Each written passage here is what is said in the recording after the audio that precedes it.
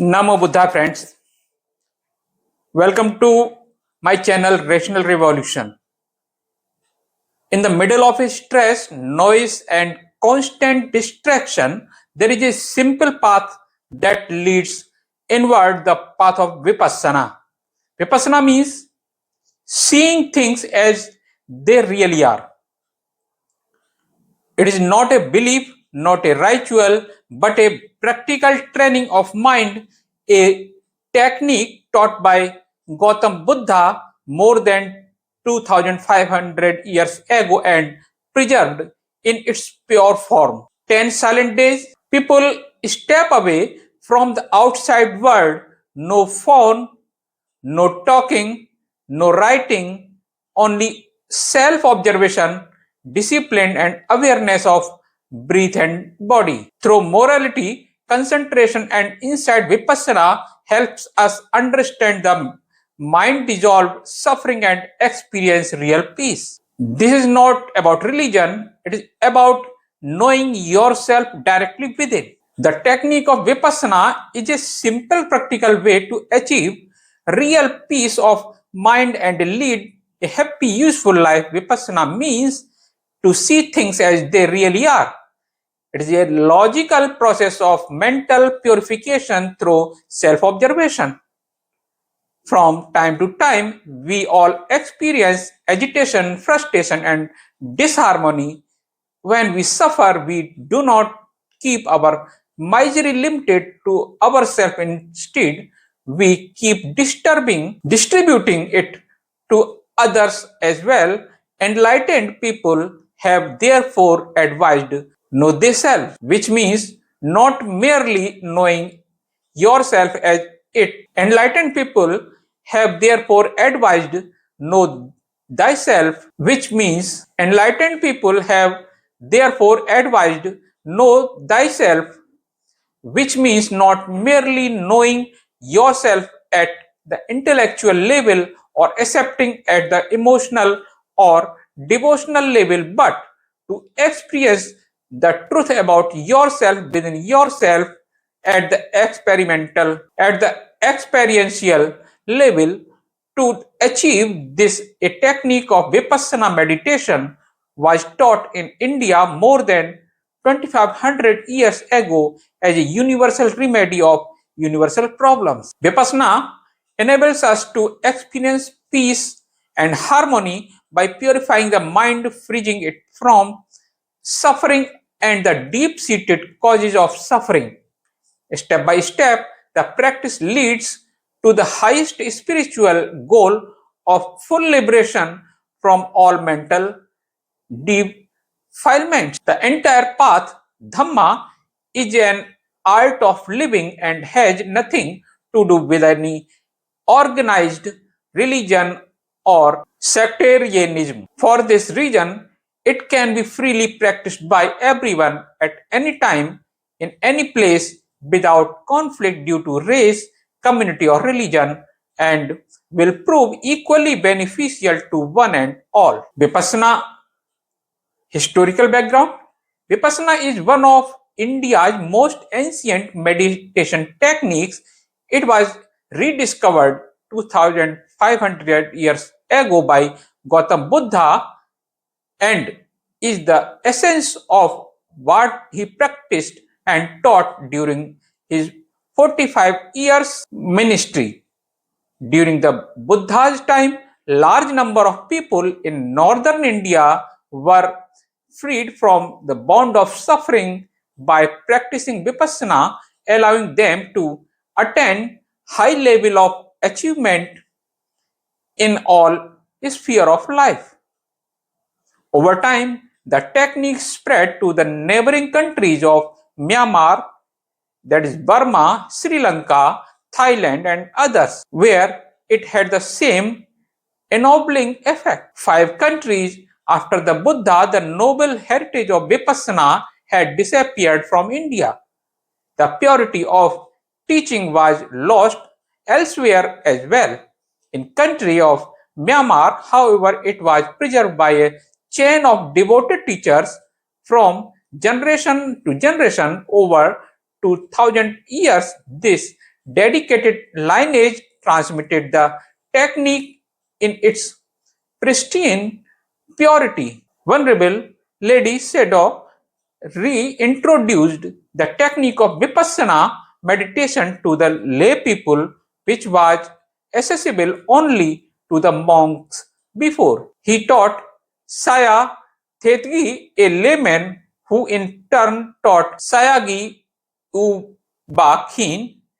In our time, Vipassana has been reintroduced in India as well as to citizens from more than 80 other countries by Mr. S.N. Goenka.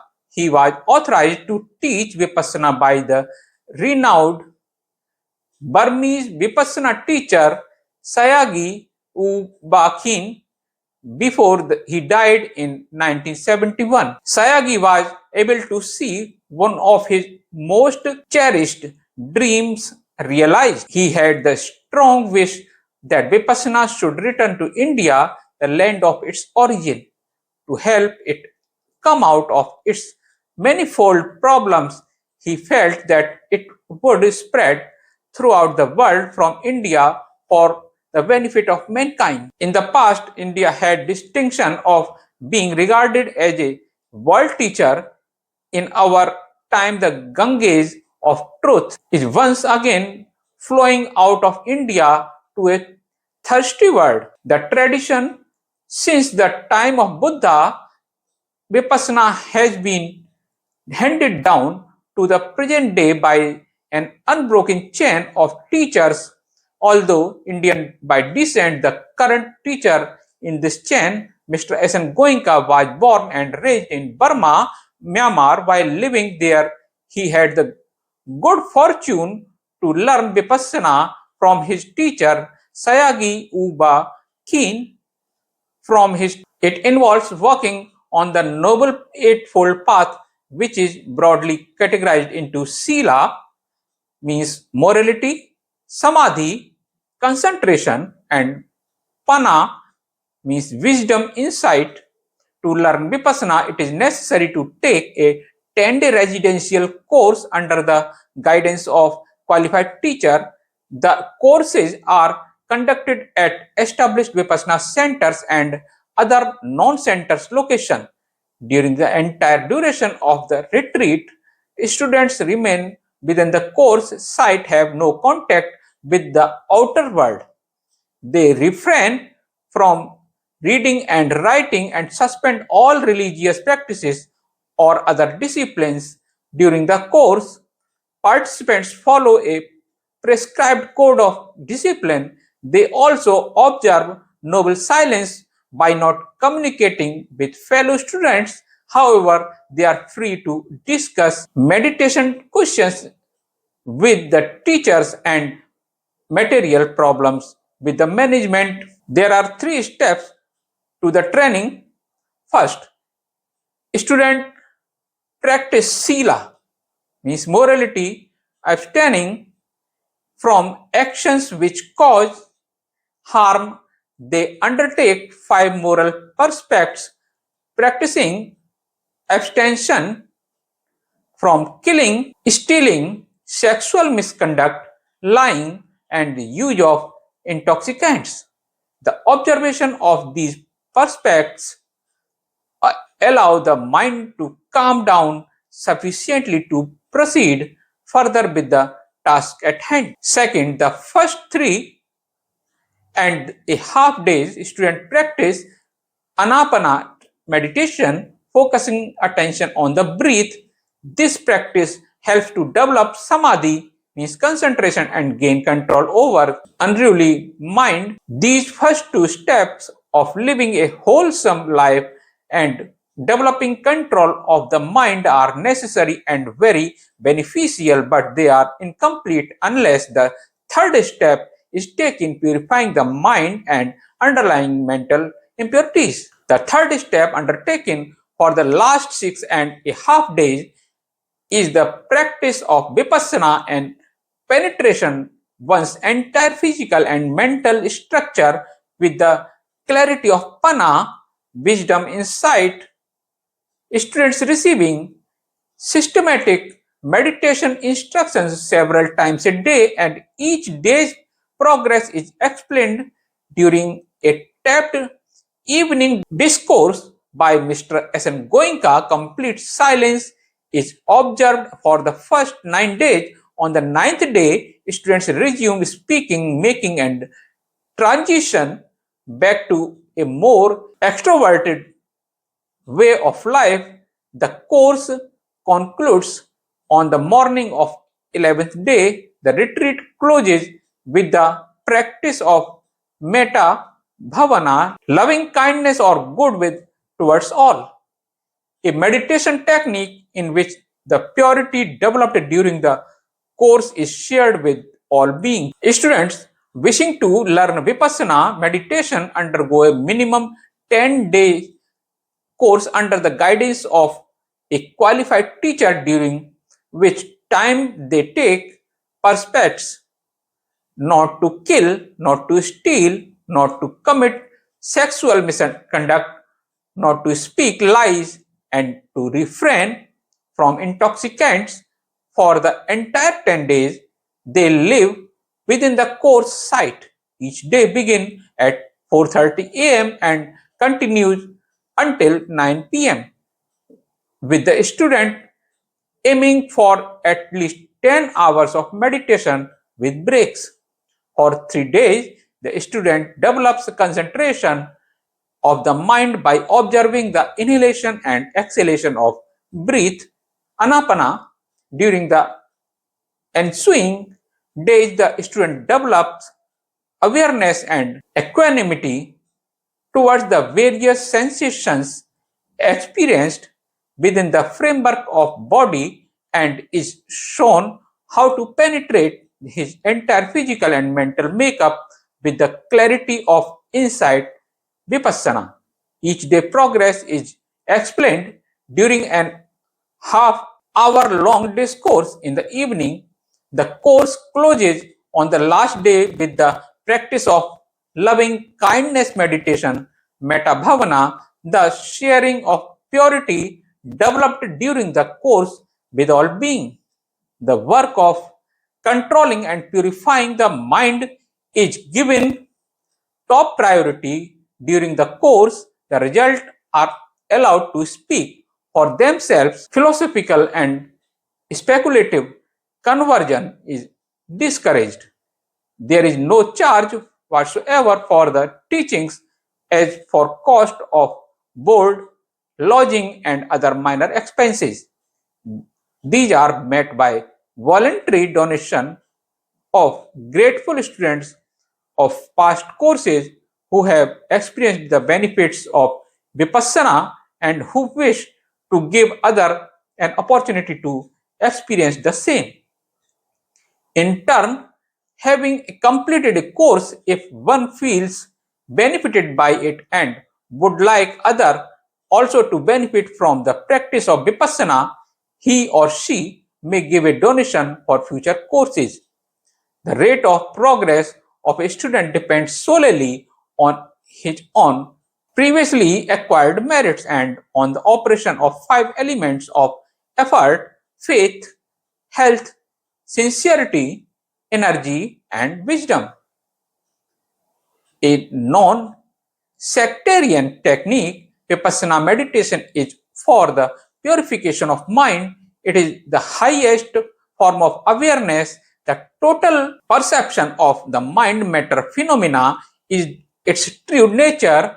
It is the choiceless observation of things as they are. Vipassana is the meditation the Buddha practiced after trying all other forms of bodily mortification and mind control and finding them inadequate to free him from the seemingly endless round of birth and death, pain and sorrow.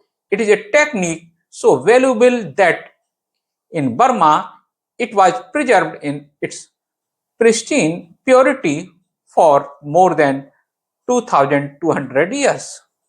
Vipassana meditation has nothing to do with the development of supernormal, mystical, or special powers, even though there is no mystical in Vipassana. It is a science of mind and goes beyond psychologically by not only understanding but also purifying the mental process. The practice is an art of living which manifests its profound practical value in our lives, lessening and eliminating the greed, anger, and ignorance that corrupt all relationships from the family level to international politics. Vipassana spells an end to daydreaming, illusion, fantasy, the mirage of apparent truth, like the sizzling explosion of cold water being thrown on a red hot stove. The reactions after bringing the mind out of its hedonistic techniques into the here and now are often dramatic and painful, yet there is an equally profound feeling of release from tension and complexes and have for so long held sway in depth of unconscious mind through vipassana. Anyone, irrespective of race, caste, and creed, can finally eliminate those tendencies that have woven so much anger, passion, and fear into our lives. During the training, a student concentrates on only one task, the battle with his own ignorance. There is no guru worship or competition among students. The teachers is simply a well wisher pointing the way he has charted through his own long practical experience. With continuity of practice, the meditation will quiet the mind, increase concentration, arouse acute mindfulness, and open the mind to the supramundane consciousness, the peace of nibbana, freedom from all suffering within. As in the Buddha's enlightenment, a student simply goes deep inside himself, disintegrating the apparent reality until in the depth he can penetrate even beyond subatomic particles into the absolute. There is no dependence on books, theories, or intellectual games in Vipassana. The truth of impermanence, anicca, suffering, dukkha, and egolessness, anatta, are grasped directly with all the enormous power of mind rather than the crutch of intellect. Intellect, the illusion of is self, binding the mental and physical functions together, is gradually broken. The madness of craving and aversions, the futile grasping of I me mind, the endless chatter and conditioned thinking, the reaction of blind impulse, these gradually lose their strength. By his own effort, the student develops wisdom and purifies his mind. The foundation of Vipassana meditation is sila, moral conduct. The practice is strengthened through samadhi, concentration of mind, and the purification of mental processes is achieved through pana, the wisdom of insight. He learn how to observe the interplay of four physical elements within ourselves with perfect equanimity and find how valuable in good times and are equally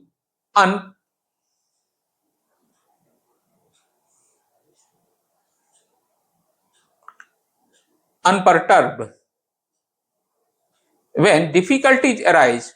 all around us in the certain knowledge that we, like our troubles, are nothing but a flux waves of becoming arising with incredible speed only to pass away with equally rapidity. Although Vipassana meditation was developed by Buddha, its practice is not limited to Buddhists. There is no question for conversion.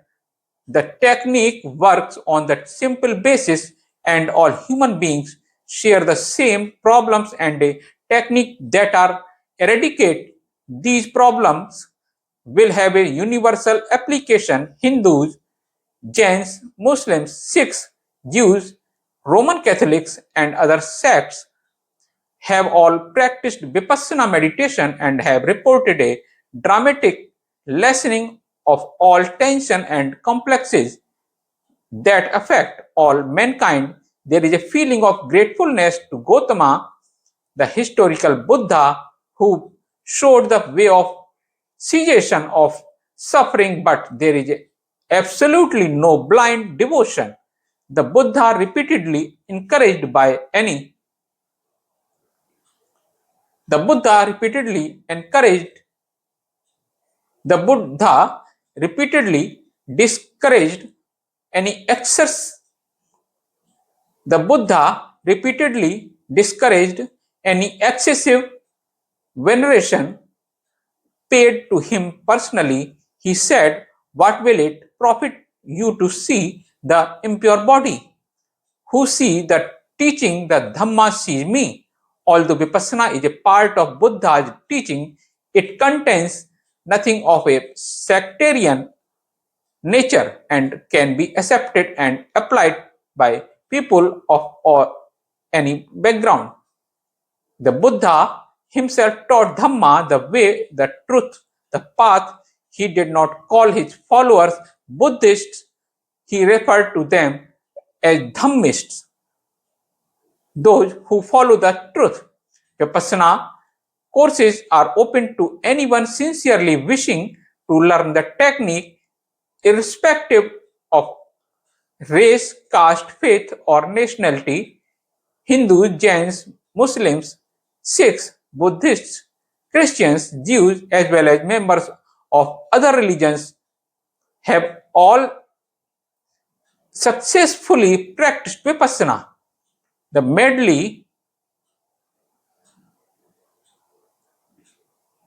the melody is universal, therefore, the remedy has to be universal. For example, when we experience anger, this anger is not Hindu anger or Christian anger, Chinese anger or American anger. Similarly, love and compassion are not the strict province of any community or creed. They are universal human qualities resulting from the purity of mind. People from the background who practice Vipassana find that they become better human beings. Present day world environment developments in the field of science and technology in transportation, communication, agriculture, and medicine have revolutionized, revolutionized human life at the material level, but in actually this progress is only superficial.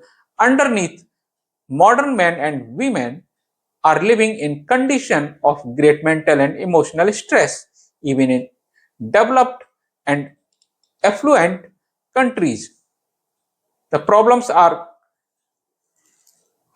the problems and conflicts arising out of racial, ethnic, sectarian, and caste prejudices affect the citizen of every country. Poverty, warfare, weapons of mass destruction, disease, drug addiction, and the threat of terrorism, epidemics, environmental devastation, and general decline of moral values all cast a dark shadow on the future of civilization. One need only glance at the front page of a daily newspaper to be reminded of the acute suffering, and deep despair which afflict the inhabitants of our planet. In there a way out of these seemingly insolvable insolvable problems? The answer is un in there a way out of these seemingly insoluble problems? The answer is unequivocally yes. All over the world today, the winds of change are readily apparent.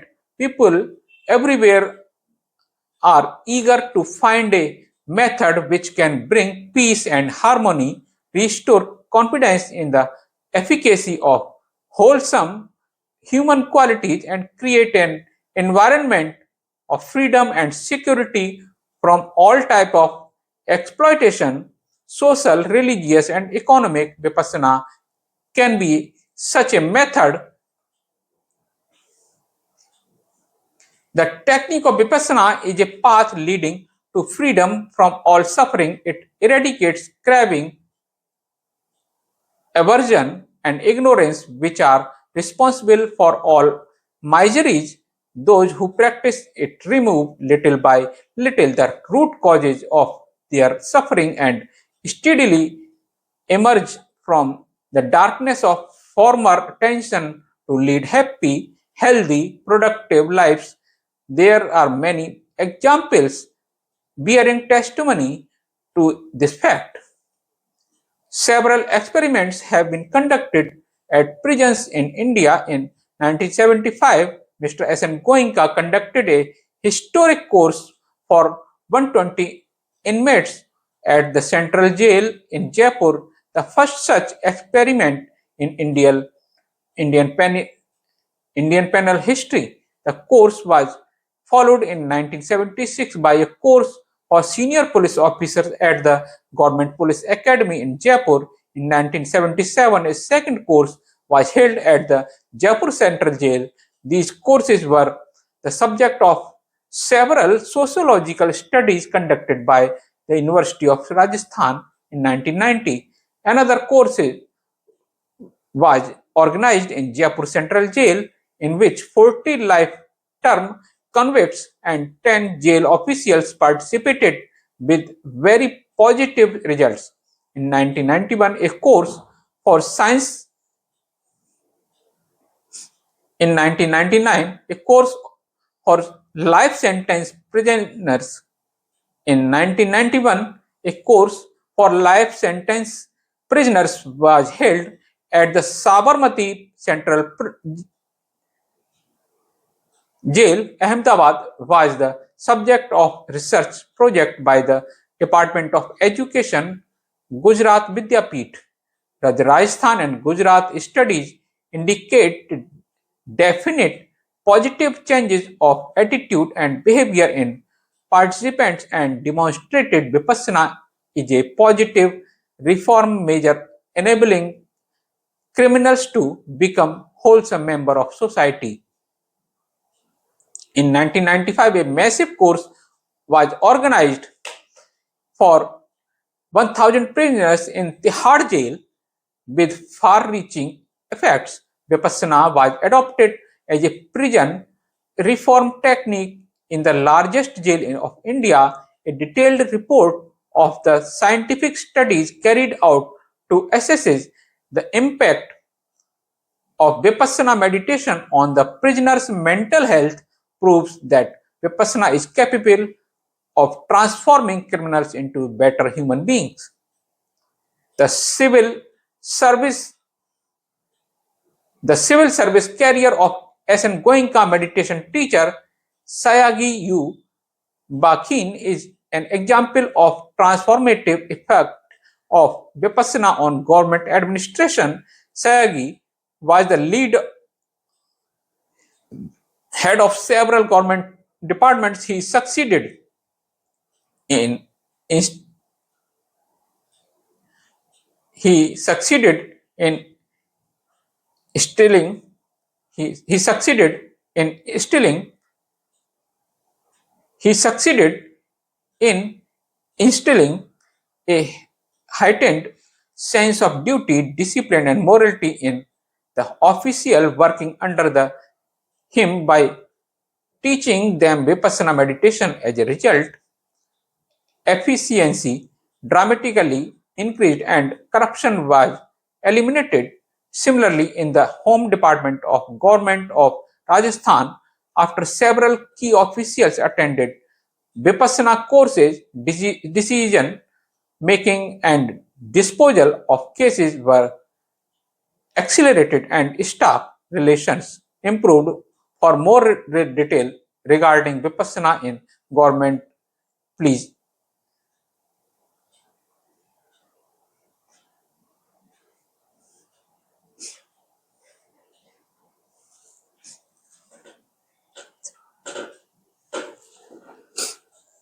Vipassana Research Institute has documented other examples of positive impact of Vipassana in such fields as health, education, drug addiction, government prisons, and business management. All research report published by VRI. These experiments underscores the point that social change must start with the individual. Social change cannot be brought about by mere sermons. Discipline and virtuous conduct cannot be instilled in students simply through textbook lectures. Criminals will not become good citizens out of fear of punishment. Neither can caste and sectarian discord be eliminated by punitive measures. Punitive measures. History is replete with the failure of such attempts. The individual in the key, he or she must be treated with love and compassion. He must be trained to improve himself, not by exhortation to follow moral perspectives, but by being instilled with the authentic desire to change. He must be taught to explore himself, to initiate a process which can bring about transformation and lead to purification of mind. This is the only change which will be enduring.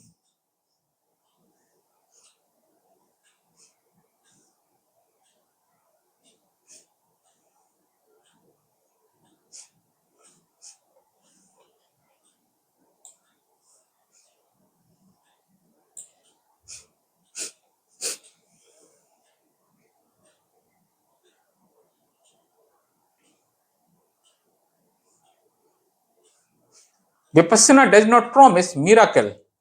It offer Vipassana does not promise miracle. It offers something more real, a way to clean the mind, to live with balance, compassion, and clarity. The path has helped student prisoners, officers, business people, anyone willing to observe themselves honestly. There are no fees, no conversions, only discipline, silence, and courage to face your own mind. Peace is within, work for it patiently and persistently, says by said by Goenka. Now, friends, if you liked this session, friends, if you like this session, then like, subscribe, and share this video. Let's meet in next video. Till then, Namo Buddhaya.